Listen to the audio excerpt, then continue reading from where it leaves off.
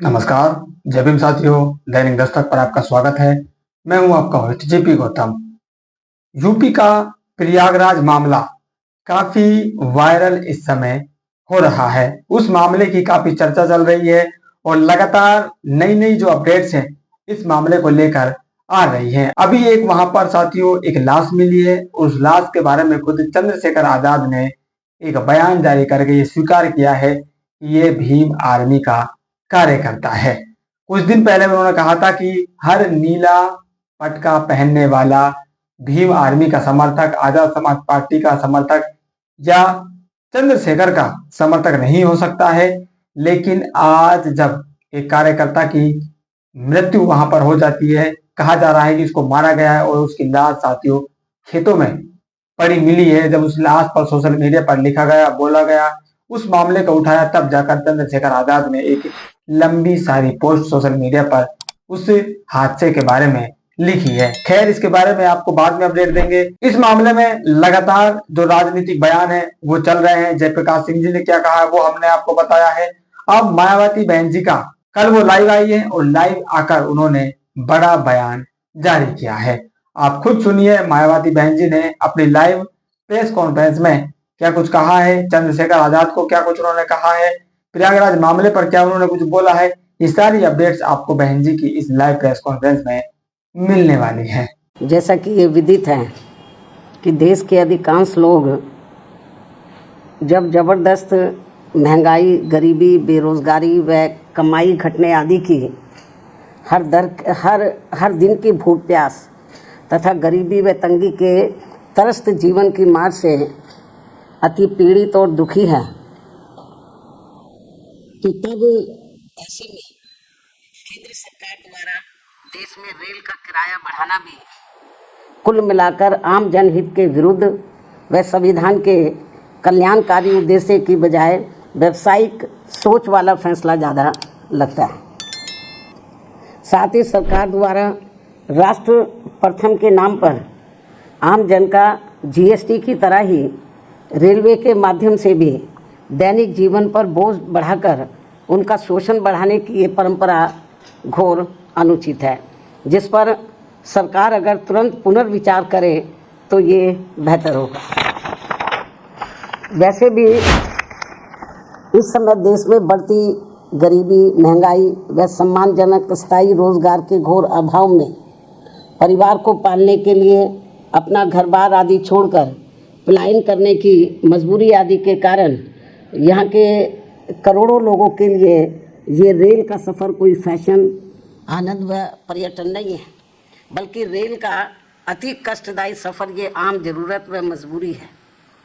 बल्कि रेल का यह अति कष्टदायी सफ़र आम ज़रूरत व इनकी ये आम ज़रूरत व मजबूरी है, जिसके तहत सरकार को इनके प्रति व्यापारिक नहीं बल्कि सहानुभूति का कल्याणकारी बर्ताव जरूर करना चाहिए। ऐसी सभी की इनसे हमेशा अपेक्षा रहती है।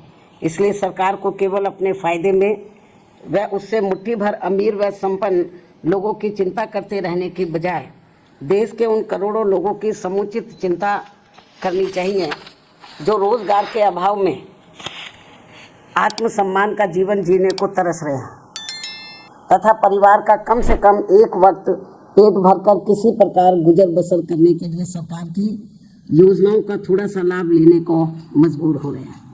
यही कारण है कि देश की आबादी में से लगभग 95 करोड़ लोग सरकार की कम से कम किसी एक सामाजिक कल्याण योजना का लाभार्थी बनने को मजबूर हो गए, जिससे ऐसे लाचार में मजबूर लोगों की संख्या अब बढ़ते बढ़ते वर्तमान वर्ष सन 2025 में लगभग 64.3% तक पहुंच गई है, जबकि सन 2016 में ये संख्या करीब 22% ही थी।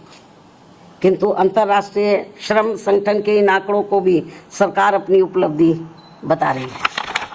क्या ये उचित व शोभनीय है? जबकि सभी को ये मालूम है कि सरकारी योजनाओं का थोड़ा सा लाभ लेने के लिए ज़रूरतमंद लोगों को कितनी भागदौड़ व परेशानी झेलनी पड़ती है। इसके अलावा प्रदूषण नियंत्रण के नाम पर भी देश में आए दिन खासकर इन करोड़ों गरीब मेहनत कश एवं मध्यम वर्गीय शहरी जनता को जो इन्हें अत्यधिक शोषण व परेशानी का सामना करना पड़ रहा है, तो उस पर भी केंद्र व खासकर दिल्ली सरकार को भी उचित ध्यान देना बहुत ज़रूरी हो गया है। वास्तव में लगभग 100 करोड़ से अधिक गरीब लोगों के भारत देश में वाहन प्रदूषण रोकने के लिए उसकी जीवन सीमा पर सख्ती से अनुपालन के अलावा और भी दूसरे बहुत सारे उपायों पर सरकार द्वारा अमल किया जाना चाहिए, जो ये बहुत ज़रूरी है, ताकि इस ट्रांसपोर्ट के उद्योग धंधे में लगे करोड़ों परिवार वालों के जीवन को और अधिक तंगी और परेशानी वाला होने से बचाया जा सके। साथ ही दिल्ली की सरकार द्वारा गरीब व दूसरे प्रदेशों से भी, खासकर यूपी, बिहार व बंगाल आदि राज्यों से रोटी रोजी के लिए पलायन करने वालों को यहाँ बिना कोई दूसरी व्यवस्था किए हुए उन्हें जिस बेरहमी से उजाड़ने का ये जन विरोधी रवैया अपनाया जा रहा है, अर्थात उनकी झुग्गी झोपड़ियों को जो तोड़ा जा रहा है जिस बेरहमी से, तो ये अति दुखद व शर्मनाक भी है। लेकिन दिल्ली सरकार बहाना क्या बनाती है कि हम कोर्ट के आदेश का पालन कर रहे हैं, लेकिन माननीय कोर्ट ने ये नहीं कहा कि जिनको आप उजाड़ रहे हैं तो उनकी आप दूसरी व्यवस्था किए बिना ही उनको उजाड़ दें। कोर्ट ने ज़रूर कहा है कि आप इनको हटाइए, लेकिन कोर्ट ने ये नहीं कहा कि आप इनके लिए दूसरी व्यवस्था ना करें। सरकार की जिम्मेवारी बनती है कि इनके लिए पहले दूसरी व्यवस्था करें इनको बसाने के लिए, उसके बाद इनकी झुग्गियों को हटाना चाहिए। लेकिन ये सब व्यवस्था किए बिना ही तो कोर्ट की आड़ में जो इनके साथ में अन्याय अत्याचार हो रहा, शोषण हो रहा है, तो मैं समझती हूँ ठीक नहीं है। वैसे भी दैनिक उपयोग की आवश्यक वस्तुओं पर भी जिस प्रकार से कीमतें बढ़ाई जा रही हैं, इसके अलावा दैनिक उपयोग की आवश्यक वस्तुओं पर भी जिस प्रकार से कीमतें बढ़ाई जा रही हैं, वे भी खासकर दिल्ली की जनता के लिए भारी मुसीबतें पैदा कर रही हैं। आमदनी कम व खर्च ज़्यादा से लोगों के अच्छे दिन की उम्मीदों का फिर क्या होगा, ये सामाजिक भलाई के संबंध में सोचने वाली अहम बात है। इसी क्रम में देश भर में बिजली की कमी ने भी केवल आम लोगों को ही नहीं बल्कि पूरे व्यापारी वर्ग व छोटे उद्योग धंधों को भी बुरी तरह से प्रभावित कर रखा है।